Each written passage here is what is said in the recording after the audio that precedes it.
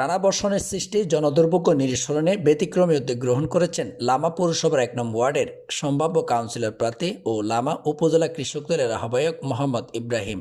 সাম্পাতুলে টিটিএনডিসি RCC সড়কে জমে থাকা কাদা পানি ও মাটির অপসারণে তিনি নিজে শ্রমিকদের সঙ্গে মাঠে নেমে কাজ করছেন। স্থানীয় সূত্রে জানা যায়, কয়েকদিনের ভারী বর্ষণে লামা পৌরসভার ১ নং ওয়ার্ডের সাম্পাতুলে টিটিএনডিসি আরসিসি সড়কের বিভিন্ন অংশে বৃষ্টির পানি ও কাদা জমে চলাচলের অনুপযোগী হয়ে পড়ে। প্রতিদিন এই সড়ক দিয়ে অসংখ্য পথচারী, শিক্ষার্থী, ব্যবসায়ী ও যানবাহন চলাচল করলেও পিচ্ছিল পরিবেশের কারণে স্বাভাবিক যাতায়াত ব্যাহত হচ্ছিল। বিশেষ করে নারী ও শিশু বয়স্কদের দুর্ভোগ ছিল সবচেয়ে বেশি।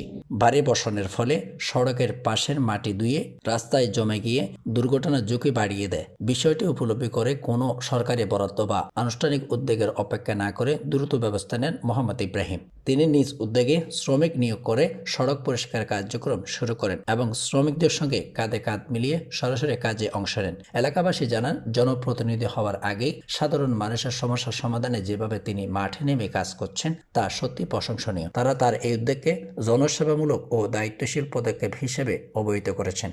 এ সময় মোহাম্মদ ইব্রাহিম বলেন, জনগণের ভোগান্তি কমানো আমার মূল লক্ষ্য। এলাকার মানুষ যাতে নিরাপদে স্বাচ্ছন্দ্যে চলাচল করতে পারে সেজন্য আমি নিজের সামর্থ্য অনুযায়ী কাজ করে যাচ্ছি। ভবিষ্যতেও এলাকার উন্নয়ন ও জনকল্যাণে এই ধরনের কার্যক্রম অব্যাহত থাকবে। স্থানীয়দের মতে, সড়ক পরিষ্কার কার্যক্রমের ফলে ইতিমধ্যে যানবাহন ও পথচারীদের চলাচল অনেকটাই স্বাভাবিক হয়েছে। তবে স্থায়ী সমাধানের জন্য সংশ্লিষ্ট কর্তৃপক্ষের কাছে কার্যকর পানি নিষ্কাশনের ব্যবস্থার দাবি জানিয়েছেন তারা। এতে ভবিষ্যতে এই ধরনের জনদুর্ভোগের পুনরাবৃত্তি রোধ করা সম্ভব হবে বলে মনে করছেন এলাকাবাসী।